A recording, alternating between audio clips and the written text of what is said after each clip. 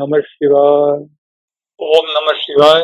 ये कोई धर्म कर्म के साथ जुड़ा हुआ शब्द नहीं है, बराबर है? शिव यानी कल्याणकारी, परमात्मा कल्याणकारी है। ओम, ओमकार स्वरूप, सृष्टि का शून्य में से जो सर्जन होता है उसे हम ओमकार कहते हैं। कोई न कोई सिंबल होता है ओमकार। तो हे ओमकार स्वरूप, हे कल्याणकारी परमात्मा, मैं आपको नमस्कार करता हूँ। नमस्कार करता हूँ, नमस्कार करना यानी नमन करना। मैं नमता हूँ, मैं नमन करता हूँ, मैं आपके सामने छोटा होता हूँ। नमन करना यानी आप बड़े हैं, बुजुर्ग हैं, ये परमात्मा। मैं आपसे छोटा हूँ, मैं आपके सामने छोटा बनता हूँ। नमन करना, छोटा होना, मैं आपके सामने नमन करता हूँ, नमस्कार करता हूँ। बस बेटा, यही अर्थ है। कल्याणकारी परमात्मा को बार बार हम झुकते हैं, झुकने से हम बड़प्पन पाते हैं। और संसार की जो बड़ाई है वो छोटा बनाती है।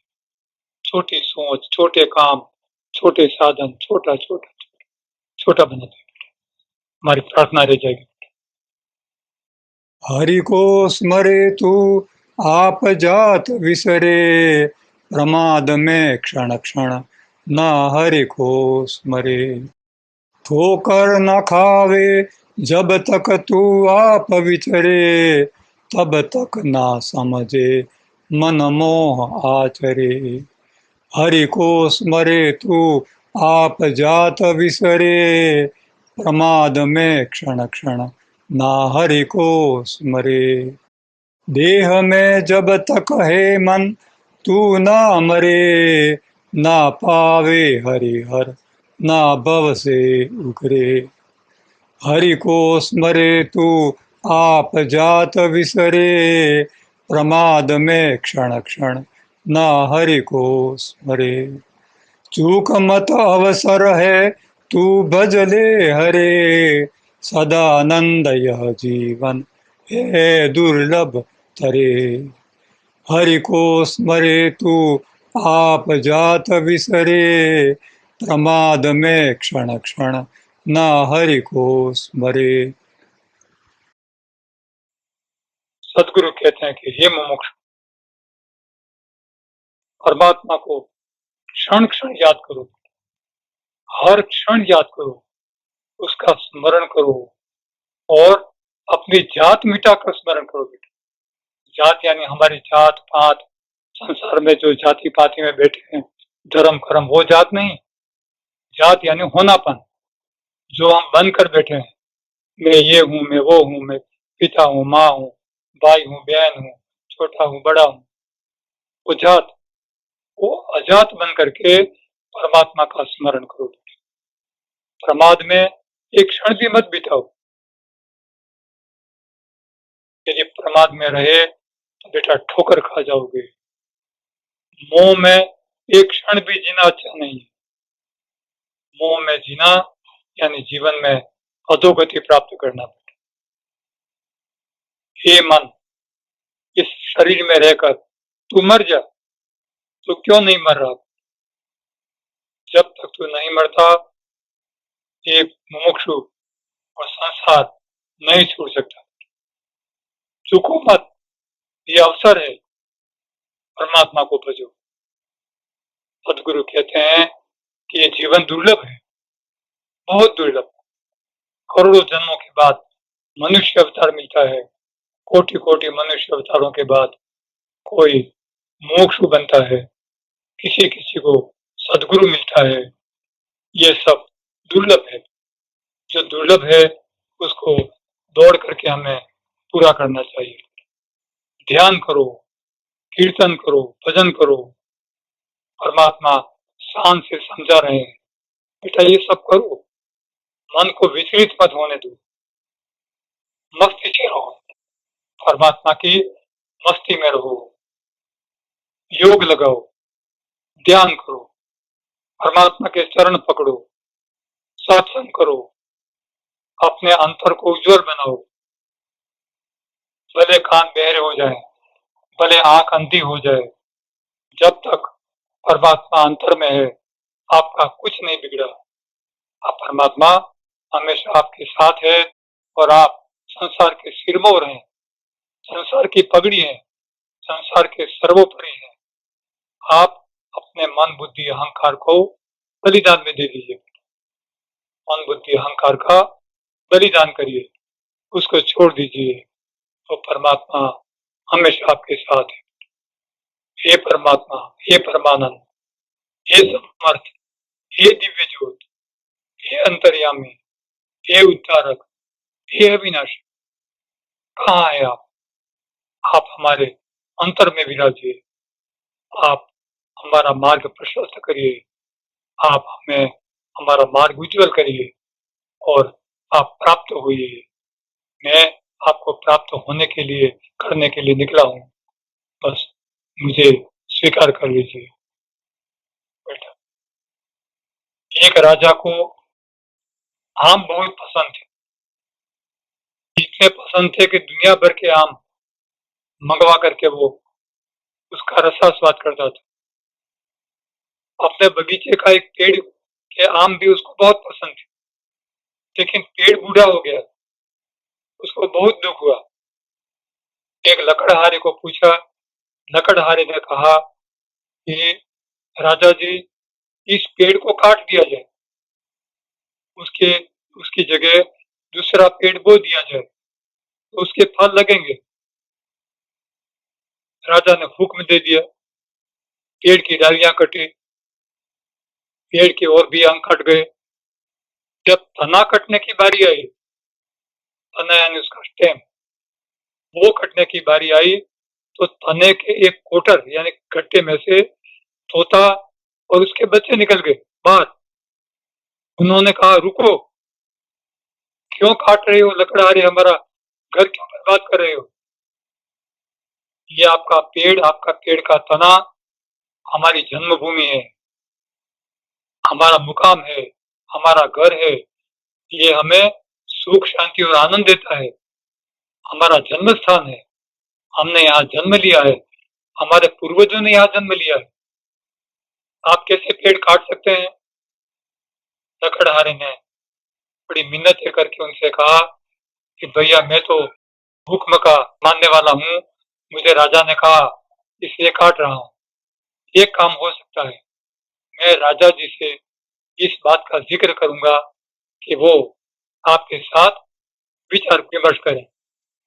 तो लकड़हारे ने राजा से कहा, राजा स्वयं आए गार्डन में। राजा ने कहा तोते को कि भैया ऐसा करो, आपके लिए गार्डन में बहुत सारे पेड़ हैं, उनमें कोटर भी हैं, आप उसमें अपना घर घोंसला बना दो। ये पेड़ हम काटने जा रहे हैं, नया पेड़ लगाएंगे, आप चाहो तो उस नए पेड़ में बड़े कोटर बना लो, लेकिन ये पेड़ तो काटा जाएगा। तोते ने कहा, महाराज, आपको मैं कहूं कि आप अपनी जन्मभूमि छोड़ दो, अपना राजमहल छोड़ दो, अपना शहर छोड़ दो, आप नहीं छोड़ेंगे, तो फिर मुझे छोड़ने के लिए क्यों कह रहे हैं? मेरे लिए ये पेड़ का तना सर्वस्व है। मेरे पूर्वजों ने, मैंने, मेरे बच्चों ने यही जन्म लिया है, ये मेरी जन्मभूमि है, मैं इसे नहीं छोड़ सकता। राजा ने राजा समझदार था, बड़ी गहराई से सोचा उसने कहा, तो यह बात तो ठीक है, ऐसा करो लकड़हारे, ये तना काटना रहने दो, मत काटो। तना नहीं कटा, तोता उसके बच्चे जिंदगी भर वहां रुके और उन्होंने अपना सुख शांति और आनंद का जीवन यापन किया। बेटा, हठ, अध्यात्म में हठ योग की मनाही है, लेकिन कई जगह हठ को मान्यता दी गई है, लेकिन अनिवार्य नहीं है। हठ को मान्यता दी गई है, हठ यहाँ है, सही है। बेटा, मनोबल, तोते का, उसके बच्चों का मनोबल बहुत अच्छी बात है, यह आध्यात्मिक शिक्षा देता है। दृढ़ता, दृढ़ विश्वास कि राजा हमें यहाँ मंजूरी देगा रहने के लिए, कतई मना नहीं करेगा। दृढ़ विश्वास, दृढ़ता, आत्मविश्वास, संकल्प बल, संकल्प किया है कि हम यहीं रहेंगे तो वहां रहे, उनको सफलता मिली। तो ये हठ, मनोबल, दृढ़ता, आत्मविश्वास, संकल्प बल, ये हमारी आध्यात्मिक ये खूबियां हैं बेटा, विशेषताएं हैं। इन्हें हमें प्राप्त करना है। ये ये दृष्टांत हमें यही बोध देता है। नानक देव एक नदी में कमर तक पानी में खड़े थे, स्नान कर रहे थे, और कई लोग सूर्य देव को हाथों में पानी लेकर अर्घ्य चढ़ा रहे थे। अर्घ्य चढ़ाना यानी एक तरह की जल पूजा करना सूर्य को। तो पूजा कर रहे थे, तो नानक देव को उन्हें पाठ पढ़ाना था। सूर्य की विपरीत दिशा में, सूर्य की तरफ पीठ करके नानक देव अर्घ्य चढ़ाने लगे, पानी चढ़ाने लगे। तो इन लोगों ने अंदर अंदर गुफ्तगू की, ये मूर्ख लगता है, पानी सूर्य को चढ़ाना चाहिए, ये सूर्य की तरफ पीठ करके दूसरी ओर पानी चढ़ाता है, ये मूर्ख है कौन। ये बात नानक देव ने सुन ली। उन्होंने कहा बेटा यही समझाने आया। उन्होंने कहा भैया तुम उल्टी दिशा में किसको पानी चढ़ा रहे थे। नानक देव ने कहा मैं अपने खेतों को पानी पिला रहा था। तो इन लोगों ने कहा खेतों को पानी पिला रहे थे, आपके खेत कहाँ है। वो तो गांव में, यहाँ से बहुत दूर है, हजारों किलोमीटर दूर है। तो यहाँ का पानी पिलाया हुआ क्या खेतों में पहुंचेगा। बस बेटा यही मैं कह रहा हूँ, आपका यहाँ सूर्य को चढ़ाया हुआ पानी क्या सूर्य को पहुंचेगा। सन्न रह गए, सबक सीख गए, पाठ पढ़ गए। उनको पता चल गया कि जो पानी यहाँ से खेतों में नहीं पहुंच सकता, वो पानी चढ़ाया हुआ सूर्य को कैसे पहुंच सकता है, नहीं पहुंच सकता। तो फिर क्यों पहुंचाऊं, क्यों पहुंचाए लोग। बस उन्हें सबक मिल गया। नानक देव एक बार मक्का गए हुए थे और सोए हुए थे। किसी मुंजावर ने उनसे कहा कि भैया आप मक्का हमारे जो तीर्थ स्थान है, तीर्थ है, उसके सामने पैर करके सोए हो। उस तीर्थ में, तीर्थ की तरफ पैर नहीं किए जाते। नानक देव ने कहा भैया जिस तरफ मक्का न हो उस तरफ मेरे पैर घुमा दीजिए। मुंजावर ने सोचा कि सही बात है, मैं ऐसा ही करूं। नानक देव के पैर पकड़े और घुमाना शुरू किया। तो जहां वो घुमाता था उसे मक्का ही दिखा, गोल गोल घुमाया, मक्का ही दिखा। तो ये मक्का दिखना ये कोई नानक देव का जादू नहीं था। जिसका जो भाव होता है, अति भाव अंतर में, वो बाहर भी वही दिखता है। मुंजावर को मक्का की भक्ति थी बेटा, अति भक्ति थी। तो जहां जहां उसने देखा उसे मक्का ही दिखा। फिर उसने कहा महाराज सही बात है, मक्का तो हर जगह है, मक्का किसी बिल्डिंग का नाम नहीं है, वो तो एक सिंबल है जहाँ भक्त लोग आकर के अपने पूजा अर्चना करते हैं, अपनी आस्था व्यक्त करते हैं। लेकिन जो तीर्थ है, जो अंतर में समाये हुए अपने परमात्मा के अंतर के प्रति जो आस्था है, वो तो बेटा हर जगह है, वो तो हम में है। वो कोई दिशा में नहीं है, किसी क्रम में नहीं है, सर्वत्र है, क्षण क्षण में, हर जगह, हर कण कण में है। तो बेटा ये सीखना है कि परमात्मा सर्वत्र है, सर्वज्ञ है, सर्वव्यापक है और अंत में आत्मस्थित है। कहाँ है आत्मस्थित, अपने अंतर में बेटा। फिर वो कहीं किसी उत्तर में, दक्षिण में, पूर्व में, पश्चिम में, किसी स्थान में, किसी बिल्डिंग में या किसी प्राकृतिक जगह पर तीर्थ स्थान नहीं है। तीर्थ स्थान हमारा आत्मस्थित है, हमारे आत्मा में विद्यमान है और हमेशा व्यापक होने से वहीं रहने वाला है। देखो बेटा, दोषी को हम सजा करते आए अनंत काल से, उनको हम फांसी चढ़ाते हैं, सजा करते हैं। कोड़े मारते हैं, देहांत दंड देते हैं, अनेक प्रकार के हाथ पैर काट देते हैं, जीभ काट देते हैं, उन्हें ऊपर से फेंक देते हैं, शेर से खिलवा देते हैं, कटवा देते हैं, सब कुछ करते हैं। दोषी को दोष की सजा दी जाती है, लेकिन किसको दी जाती है, किसको मिलती है? दोषी को। बेटा दोषी तो निर्दोष है, जो उसका दोष है वो दोषी है। तो न्याय करने वालों ने कभी यह न्याय नहीं किया कि सजा का पात्र कौन है, दोष या दोषी। बेटा सोचिए, सोचिए, सजा का पात्र कौन है, दोष या दोषी? दोष है। दोषी में तो परमात्मा विराजमान है। जिसमें परमात्मा विराजमान है वो दोषी कैसे हो सकता है? और वो दोषी है तो परमात्मा नहीं है, तो क्या वो पत्थर है, जड़? नहीं बेटा, दोष अनेक जन्मों के कर्म से होता है और वो किसी जातक में आ जाता है, लेकिन दोषी को सजा नहीं करनी है, वो तो मनुष्य है, परमात्मा उसमें विराजमान है। दोष को उसमें से निकाल दीजिए तो दोषी कभी नहीं रहता। सूखे के साथ हरी लकड़ी भी जल जाती है, सूखी लकड़ी के साथ हरी लकड़ी भी जल जाती है। यह कहावत भी इसी तरह से है, दोषी के साथ निर्दोष भी कभी दंडित हो जाता है। बैलगाड़ी चलती है, नीचे चलता हुआ कुत्ता क्यों ऐसा सोचता है कि बैलगाड़ी मैं चलाता हूँ? बेटा यही संसार है। संसार सोचता है कि ये संसार हम चलाते हैं, राजा लोग सोचते हैं हम चलाते हैं, नेता लोग सोचते हैं हम चलाते हैं, और भी कई सामाजिक कार्यकर्ता और भी कई बड़े बड़े लोग सोचते हैं, धर्माधिकारी सोचते हैं हम चलाते हैं। बेटा कोई नहीं चलाता, परमात्मा चलाता है।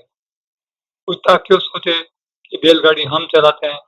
वो तो बैल बैल ही खींचते हैं बेटा।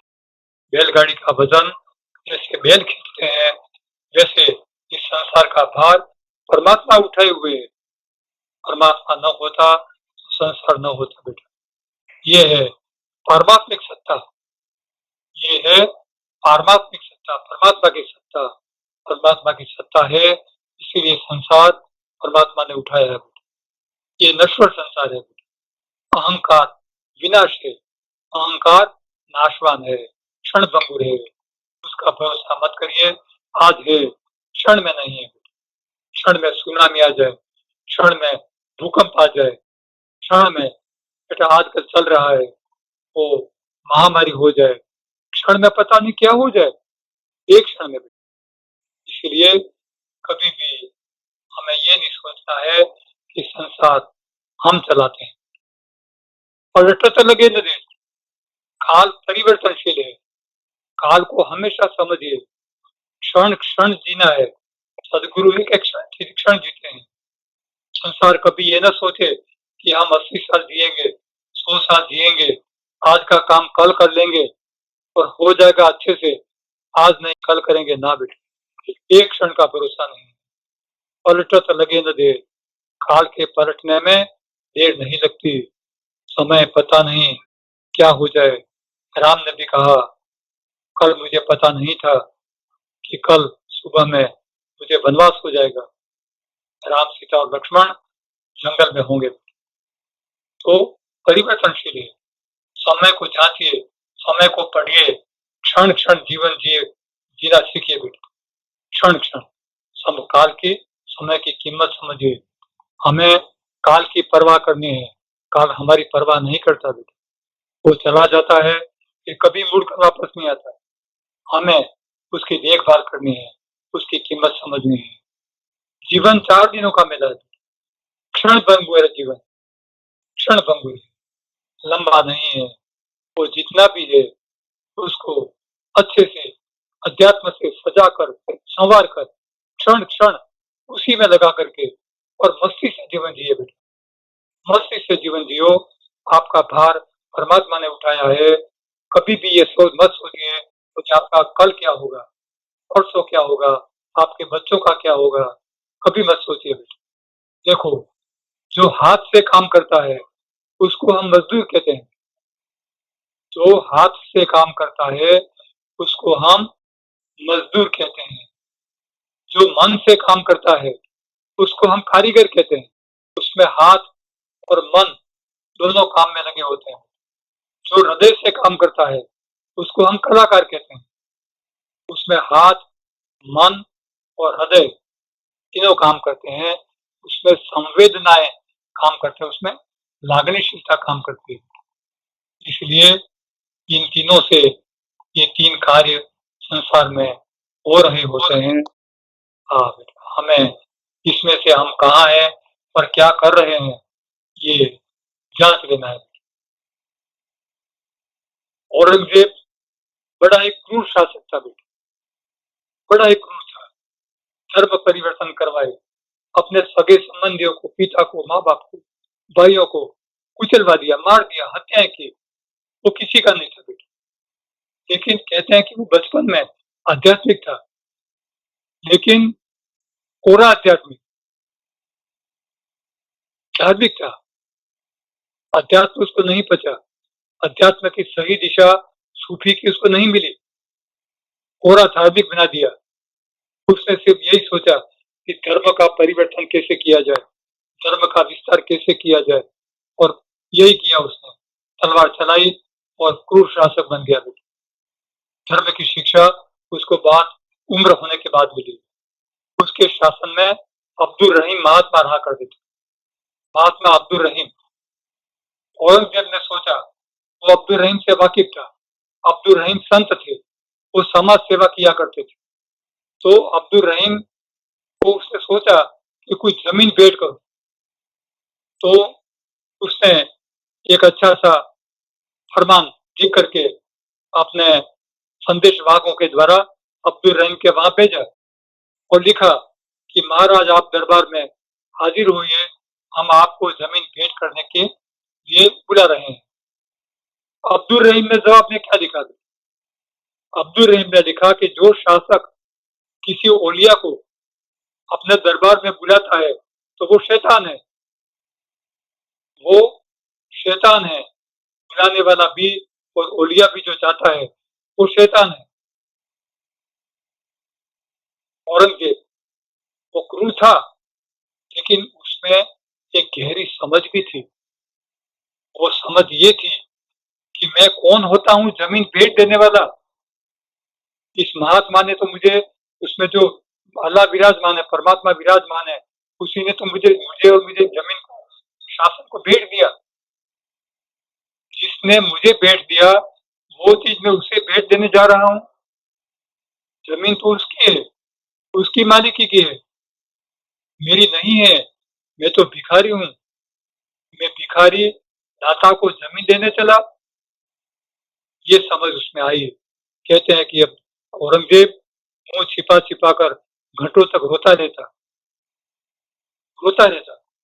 ये परमात्मा है अल्लाह, तूने मुझे क्यों भिखारी बनाया, मुझे दाता बनाता, मैं संतों महात्माओं को कुछ दे सकता, कुछ मेरी मालिकी का होता। कहते हैं कि जमीन तो वो पेट नहीं दे सका, लेकिन उसने बहुत सारा पश्चाताप किया, प्रायश्चित भी किया, और उसके जीवन के अंतिम क्षणों में अब्दुल रहीम के आश्रम में वो रहा। उसने अपनी जिंदगी को सुधार लिया था।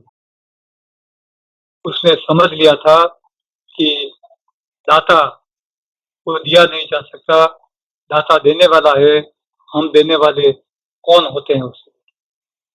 दाता कौन है और दान देने वाला कौन है, बेटा इसमें स्पष्टता की गई है। एक आध्यात्मिक को ये समझना बहुत आवश्यक हो जाता है। वर्गीस कुरियन, उसने दूध की श्वेत क्रांति की, उसने मिल्क प्रोडक्ट बनाए। सारी दुनिया में दूध का उत्पादन करने वाला देश भारत को बहुत आगे बढ़ाया बेटा। अमूल की स्थापना की, उसको दुनिया में प्रसिद्ध किया।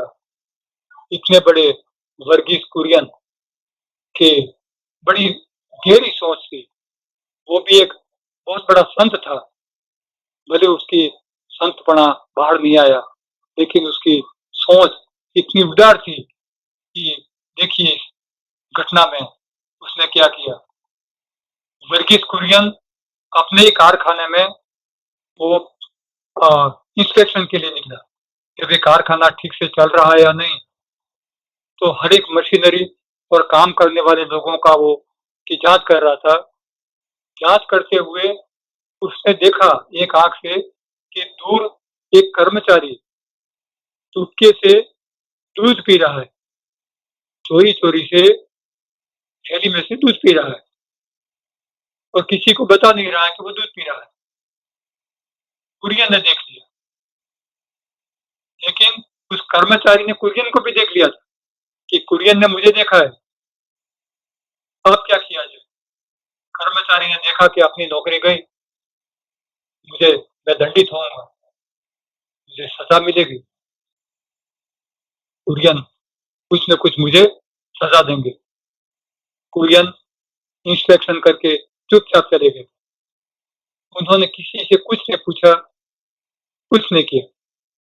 अपने चैम्बर में जा करके उन्होंने असिस्टेंट को बुला करके एक ऑर्डर लिखवाया। उसमें यही था कि आज से दोपहर में हर कर्मचारी को 500 ml दूध पेट में दिया जाए। हर एक कर्मचारी चाहे वो मजदूर हो या ऑफिसर हो, हर एक को 500 ml दूध पेट में दिया जाए। बुराई को जीतना है तो बेटा भलाई से जीता जाता है, तो बुराई अपने आप मिट जाती है। बुराई मिटाने से नहीं मिटती, भलाई से मिटती है। कुरियन ने यही किया, बुराई को मिटा दिया। उस कर्मचारी ने आंख में आंसू लेकर के ये ऑर्डर पढ़ने के बाद, ये जानने के बाद उसने अपना गुनाह स्वीकार कर लिया, क्योंकि वर्गीस कुरियन ने ये देखा था, माफी मांगी। हाँ साहब मुझे माफ करिए, मैंने बहुत बड़ी भूल की है, इसके बदले में आपने तो सारे कारखाने को इनाम दे दिया। वाह साहब, आप जैसा उदार जैसा कोई अधिकारी आज तक मैंने न देखा है तो न ही जीवन भर देख पाऊंगा। यही है एक उदार चेता अधिकारी, उदार चेता एक चेयरमैन और उदार चेता क्रांतिकारी एक महान अधिकारी, ऐसे दुनिया में बहुत कम मिलते हैं। देखो बेटे, संसार का नियम है जैसा करो वैसा भरो। आदमी जैसा करता है वैसा ही उसका बदला भी उसे चुकाना पड़ता है। कठिन कर्म करते हैं तो हमें मन के द्वारा कुछ कठिन कर्म सहन करने पड़ते हैं। किसी के विरुद्ध में, किसी के निंदा में, किसी के लिए कोई हमने खराब काम किया है तो उसका प्रतिशोध हमें करना ही पड़ता है, हमें सहन करना पड़ता है हमारा, क्योंकि इससे अपना ही मन विकृत होता है, अपना ही मन कलुषित हो जाता है। सामने वाले को कुछ नहीं बिगड़ता, सामने वाले का कुछ नहीं बिगड़ता, बिगाड़ने वाले का ही बिगड़ता है। और उसका जब मन अपना ही विकृत हो जाता है तो वो अपना भी भला नहीं कर सकता, दूसरे का भी नहीं कर सकता। इसलिए हमें अपना मन विकृत नहीं करना है, तो हम अपने आत्मा के कलुषित होने से बचा सकते हैं, दुराचार से बच सकते हैं बेटा। तो दुराचारी को कुछ नहीं हुआ बेटा, अपनी कल्पना को निकाल देना है। दुराचारी दुखी हो तो भले हो, लेकिन हमें दुखी नहीं होना है, क्योंकि दुराचारी ने दुराचार किया है, हमें तो सुना है, हमने उससे थोड़ी तकलीफ सहन की है, लेकिन हमने दुराचार नहीं किया। इसलिए दुराचारी को दुराचार नहीं करना चाहिए और दुराचार सहन करने वाले को दुराचार माफ कर देना चाहिए। कई बार संसार में देखा जाता है कि दोनों पक्ष सच्चे होते हैं बेटे, लेकिन सोच सही न होने से एक दूसरे को लोग समझ नहीं पाते। ये समझना बहुत जरूरी है बेटा। दोनों पक्ष सच्चे होते हैं, फिर भी सोच सही न होने से दोनों पक्ष एक दूसरे को समझ नहीं पाते, एक दूसरे पर दोषारोपण करते हैं और जीवन सुख से यापन नहीं कर पाते। बेटा, अपने आप को समझना है, अपने आप के बारे में अपनी सोच सही सही रखनी है। हम अपने आप को समझ सकते हैं तभी हम दूसरे को समझ सकते हैं। बेटा, समझना बहुत जरूरी है। जो अपने आप को नहीं समझता संसार को नहीं समझता। नाम रूप बदलने से जातीय स्वभाव नहीं बदलता। बेटा, नाम बदल दिया, रूप बदल दिए, लेकिन जाति यानी संसार की जाति नहीं। बेटा, संसार के जाति धर्म जाति वो जाति नहीं। जाति यानी होनापन। जो भी ऊपर कहा गया था वो होनापन। मैं ये हूँ, मैं वो हूँ, मैं वो हूँ, मैं अपनी जो व्यक्तिगत पहचान है वो पहचान बेटा निकाल देनी है, उसको बदल देना है। जाति स्वभाव बदल देने से हम आजाद हो जाते हैं और जब आजाद हो जाते हैं हमारा सांसारिक अस्तित्व खत्म हो जाता है, तब हम आध्यात्मिकता प्राप्त कर सकते हैं। ये हमारी योग्यता है। अब थोड़ा अक्षर आप पढ़ ले। जग सुगत पावे हरि हरि मोह माया, अहम परितजी शरण पावे जोग माया। सतचित आनंद पावे यह भग्न काया, भय भंजन तारो भव सागर ईश है। जग सुगत पावे, यह संसार सदगुरु सोचते हैं कि यह संसार सदगति पावे। हरि हरि मोह माया, मोह माया का त्याग करके संसार सदगति क्यों प्राप्त नहीं करता? अहंकार को क्यों त्यागता नहीं? माया को क्यों छोड़ता नहीं? सत्यचित आनंद रूप अपने जो मन की योग्यता है उसको उजागर क्यों नहीं करता? अपनी भग्न काया, अपने क्षण भंगुर क्षण में मर जाने वाला जो शरीर है उसको, उसके भय को क्यों नहीं मिटाता और भव सागर क्यों तैरता नहीं? ये परमात्मा मेरे भव सागर को, मुझे अपने भव सागर से मुझे ताड़ दीजिए। तीर्थ तीर्थ नहीं है। जब हम जाग जाते हैं तो अपने जो सांसारिक तीर्थ हैं वो तीर्थ नहीं रहते। जो कुंठा वाले मनुष्य हैं, जो अपनी कल्पना में जीने वाले मनुष्य हैं, वो ये पवित्र है, ये अपवित्र है, इस कुंठा में जीते रहते हैं, लेकिन अपने अंतर में प्रवेश नहीं करते, परमात्मा को प्राप्त नहीं करते।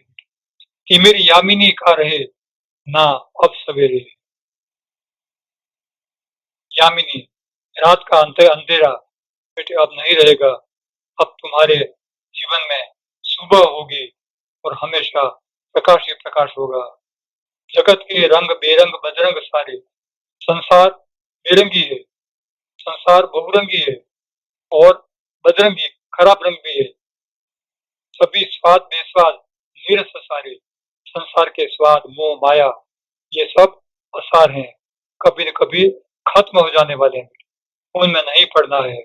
शास्त्र ये सब पवित्र कर्म तीर्थ हमारे कर्म बंधन बेटा ये सब छोड़ देने योग्य है, ये स्वीकारने योग्य नहीं है।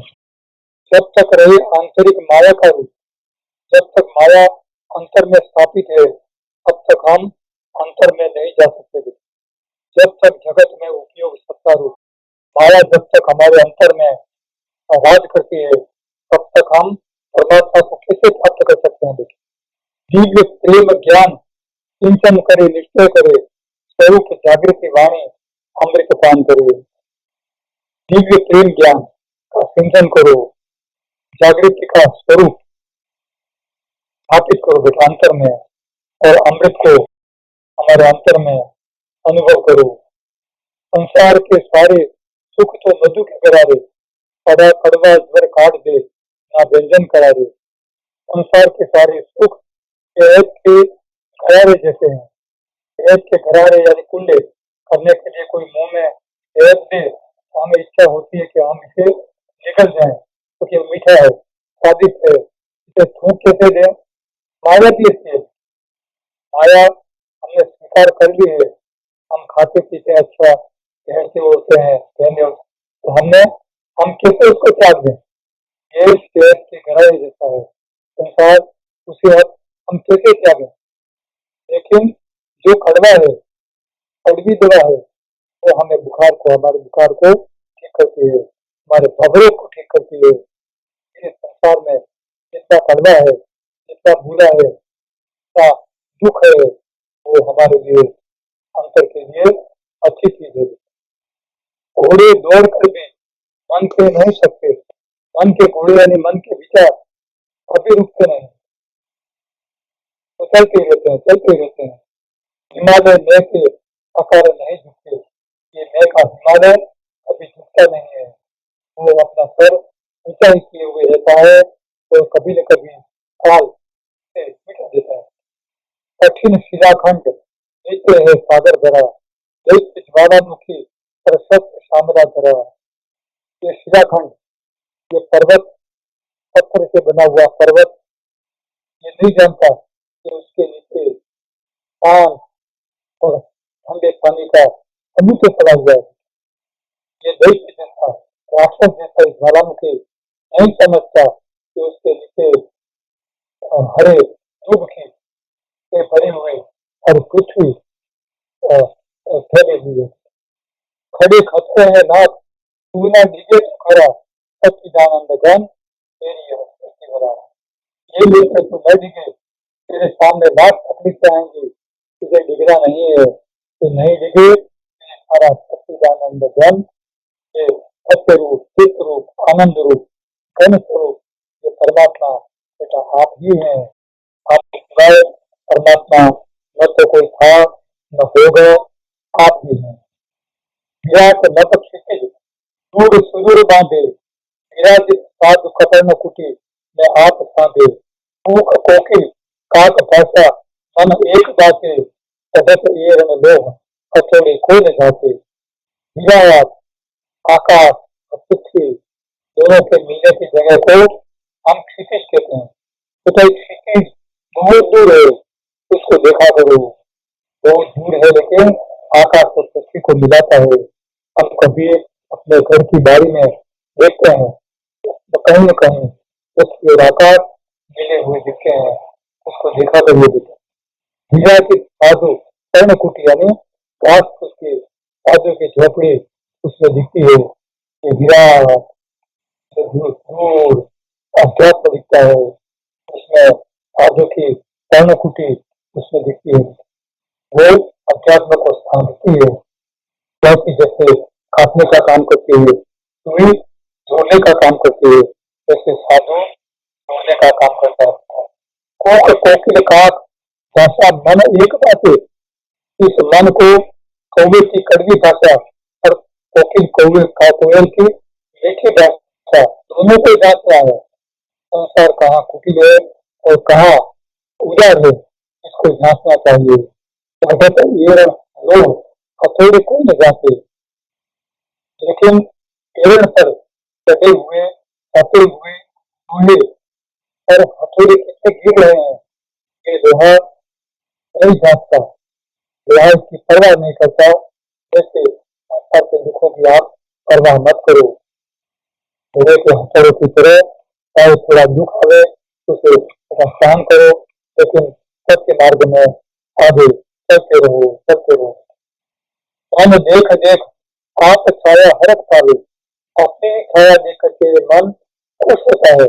देखो मैं दिख रहा हूँ, ये देखो मैं लंबा दिख रहा हूँ, मैं छोटा दिख रहा हूँ, देखो मेरे हाथ हिल रहे हैं, देखो मेरा पैर हिल रहे हैं, मेरा सर हिल रहा है। असत्य बैठा सत्य के तन को संभाले, असत्य मन बुद्धि अहंकार अंदर बैठा तो सोचता है ये शरीर तो क्षणभंगुर है, कल नहीं रहने वाला, ये शरीर ये क्यों देख देख करके अपनी छाया देख करके खुश होता है। सोच कर भटका कभी वापस ना आवे, तो जानबूझ करके घर छोड़ता है तो कभी घर में वापस नहीं आता।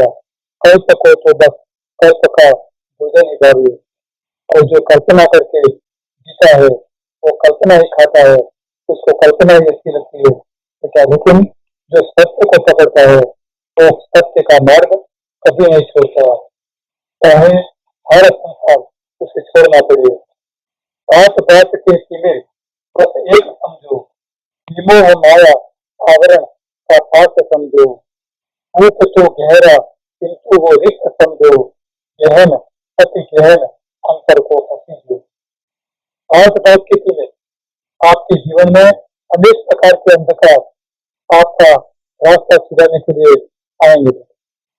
मोह माया विमोह बन करके, विकराल रूप धारण करके, आपके आवरण बन करके, आपको बांधने वाली रस्सियां बन करके आपको बांधेंगी। आपके जीवन को एक गहरा और खाली बिना पानी का कुआं बनाकर वो रख देंगी। लेकिन आपको हमेशा अपने गहराई पर, अपने गहरे और गहरे अपने अंतर के कुएं को पाना है, समझना है और उसी में आगे बढ़ना है। औरत है तो जगत के सब स्वाद झूठे, चमक है आकार के सब स्वाद झूठे, आखंडी कर्तन की यह सब जाल झूठे, परम तेरे धर्म भटके भाग फूटे। यदि आपको परीक्षा करने आती है तो संसार के सारे स्वांग यानी संसार के सारे नाटक इनको समझो। संसार कितने नाटक करता है आपके सामने, उसकी चमक झूठी है, उसकी जो साकारता है सब झूठा है, संसार के स्वाद झूठे हैं, उसका प्रपंच, उसका पाखंड, उसकी आप पर बिछाई हुई जाल सब झूठी है, उसकी अनुसार बंधे है। कर्म तेरे धर्म भटके भाग फूटे। ये कर्म आपने कई कर्म करने का सोच रखा है बेटा, लेकिन वो कर्म सब धर्म भटके, धर्म में भटके हुए हैं, सत्य नहीं है। और यदि आपने किए तो समझा कि आपका भाग फूटे, आपका भाग्य भी फूटा हुआ है। ऐसे कर्म हमें नहीं करने हैं जो हमें सत्य मार्ग से विचलित करे। समझ तू गतिरोध को सर मत चढ़ा, विषय के खातिर जन्म भरी मत चढ़ा, मेरे खातिर पीड़ के तरु में खड़ा, कैसे में वह प्रगति के पर्वत चढ़ा। समझ तो गतिरोध को सर मत चढ़ा, बेटा समझो गतिरोध स्पीड ब्रेकर, जो रास्ते में स्पीड ब्रेकर आते हैं, आपके जीवन को प्रगति को रोकने वाली जो चीजें हैं उनको समझो।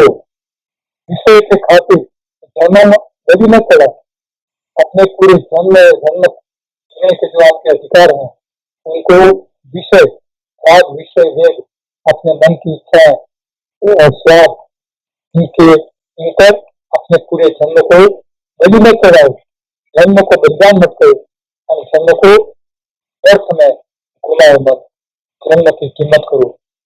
श्रेय खातिर पीड़ के सिर में चढ़ा, श्रेय यानी यश लेने के लिए संसार के आग में जलने के लिए तुम एक कड़ाई में पानी में उबलते हुए पानी में उबल गए, सहन किया, इतनी पीड़ा सहन की, कैसे में वह प्रगति के पर्वत चढ़ा। संसार कल्पनाओं में प्रगति करता है और इस प्रगति के पर्वत चढ़ता है।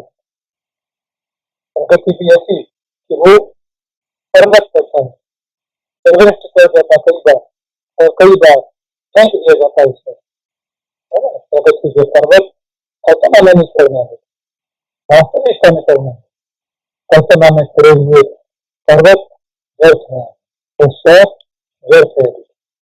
देर मत कर, लेट आ अवसर खड़े, ज्ञान गुरु पावन वचन आकर खड़े, जिस स्वर्ग को कल्पा जगत ने मौत पर जिंदगी स्वर्ग पावे आप ही मैं मार कर।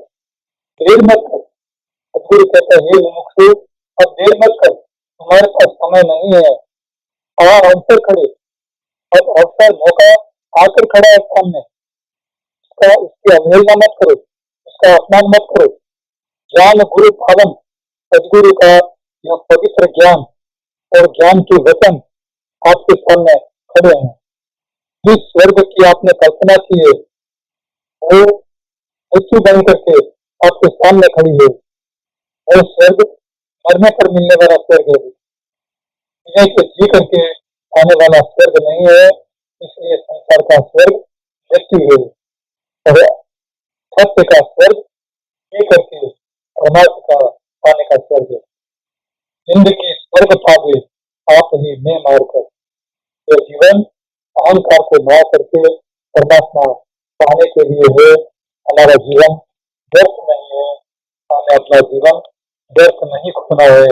सत्य का आचरण करना है और हमेशा सदगुरु के चरण शरण में रहना है। बेटा प्रगति करो और प्रगति करो और प्रगति करो, कभी भी हिम्मत मत हारो। बेटा आपका सारा भार परमात्मा ही उठाएगा। निश्चिंत रहिए, आगे बढ़िए और आगे बढ़िए। बस बेटा कल्पना मत करिए।